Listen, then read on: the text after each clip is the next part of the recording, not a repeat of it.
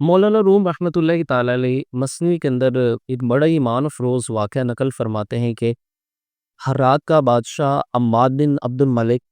اللہ پاک نے اس سے بے شمار خوبیوں سے نوازا تھا اور مال و دولت بھی اس کے پاس تھا،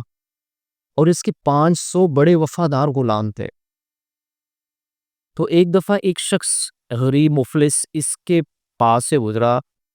تو اس نے غلاموں کی شان و شوکت دیکھی، ان کے لباس دیکھے، اور اس سے بڑا متاثر ہوا، اور اس کے ذہن میں خیال گزرا، شکوہ کرنے لگا اللہ سے کہ مالک دیکھ تو نے عماد کو کیا چیزیں کی شان و شوکت سے نوازا ہے، اس کے غلاموں کے پاس اتنا کچھ ہے مگر میرے پاس کچھ نہیں ہے، غریب ہوں، میں عقل بھی رکھتا ہوں مگر میرے پاس کچھ نہیں۔ اس طرح کے گلے شکوے کرنے لگا۔ تو اللہ پاک میں عماد بن عبد الملک جو بادشاہ تھا ہر رات کا، اس کے اوپر آزمائش ڈالی اور اس کا امتحان لے کر اس شخص کو کچھ دکھانا چاہا۔ اللہ پاک نے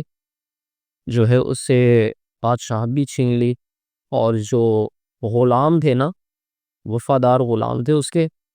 ایسا ایسا کر کے جو ہے تب کا جو بادشاہ تھا اس نے سب کو مروا دیا، مگر جب وہ اسے عماد کی ترقی کا راز پوچھتے تو وہ نہیں بتاتے تھے،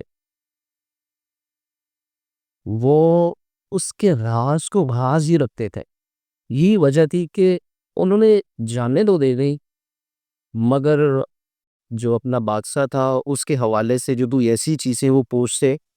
تو وہ نہیں بتاتے تھے، یعنی اپنے بادشاہ کے وہ وفادار غلام تھے، پھر بادشاہ بھی ان سے بڑی محبت کرتا تھا۔ خیر سب نے جان دے دی، اور وہ جو شخص تھا نا، غریب مفلس اور اپنے آپ کو دانا سمجھنے والا، گلا شکوہ کرنے والا، وہ اقبال نے بھی شکوہ لکھا نا، بعد میں جواب شکوہ بھی لکھا، تو اس کے سامنے یہ سارا منظر ہوا۔ جب وہ چیزیں دیکھتا رہا نا تو ایک دم بے ہوش ہو کر نا زمین پر گر گیا، اور بعد میں گر گرانے لگا کہ میں ایسی گلے شکوے کرتا رہا۔ تو یہ ہے کہ اللہ پاک بندے کو آزماتا ہے، جو آزمائش میں کامیاب ہوتا ہے نا تو اللہ پاک اس سے ہی ترقی اور منصب عطا فرماتا ہے۔ جب اتنی زیادہ نعمتیں ہیں تو ان نعمتوں کے بجائے کسی ایک نعمت پر گلا شکوہ کرنا تو یہ اچھی بات نہیں، یہ تو بے وقوفوں والی بات ہوئی۔ اتنی زیادہ جسمانی طور پر نعمتیں، اگر ایک نعمت کے اندر کمی ہے تو گلا شکوہ کرنا نہیں بنتا۔ بے شمار نعمتوں کو چھوڑ کر صرف ایک جو کمی کو دیکھ کر ہم گلا شکوہ کریں تو یہ اچھی بات نہیں ہے۔ اقبال نے شکوہ کے جواب شکوہ لکھا نا، کہا کہ صفحہ دہر سے باطل کو مٹایا ہم نے، یعنی اپنی بات کر رہا ہے کہ ہم نے کیا کا کچھ کیا۔ انسان کی بات ہو رہی ہے کہ اگر تو نے انسان کو بنایا تو دیکھ ہم نے کیا کیا کام بھی کیے،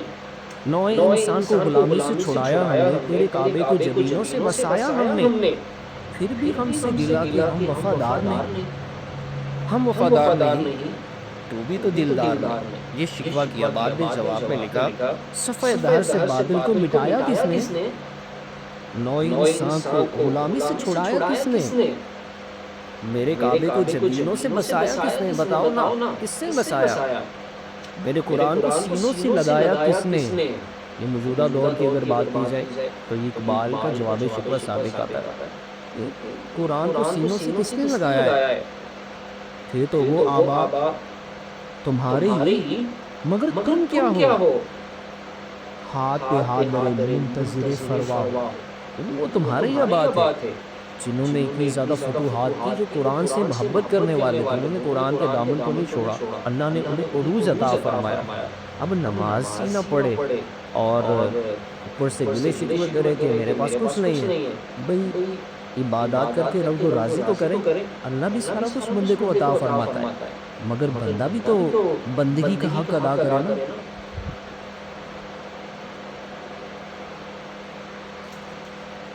اللہ سے دعا ہے کہ اللہ ہمیں گلے شکوے کرنے کے بجائے ہر دم اللہ تبارک و تعالیٰ کا شکر ادا کرنے کی توفیق عطا فرمائے۔ لَإِن شَكَرْتُمْ لَأَزِيدَنَّكُمْ وَلَئِن كَفَرْتُمْ إِنَّ عَذَابِي لَشَدِيدٌ۔ اللہ فرماتا ہے اگر میرے شکر ادا کرو گے نا تو میں تمہیں اور دوں گا، اور اگر ناشکری کرو گے تو پھر جو تمہارے پاس ہوگا نا وہ ان کو بھی لے لوں گا۔ ان اللہ مع الصابرین، صبر کرنے والوں کے ساتھ اللہ ہے۔ قرآن کریم میں 70 سے زیادہ مقامات پر اللہ پاک ارشاد فرماتا ہے صبر کرنا ہے، کمی آ گئی ہے شکر ادا کرو۔ اللہ صبر اور شکر دونوں لازوال نعمتیں ہمیں عطا فرمائے۔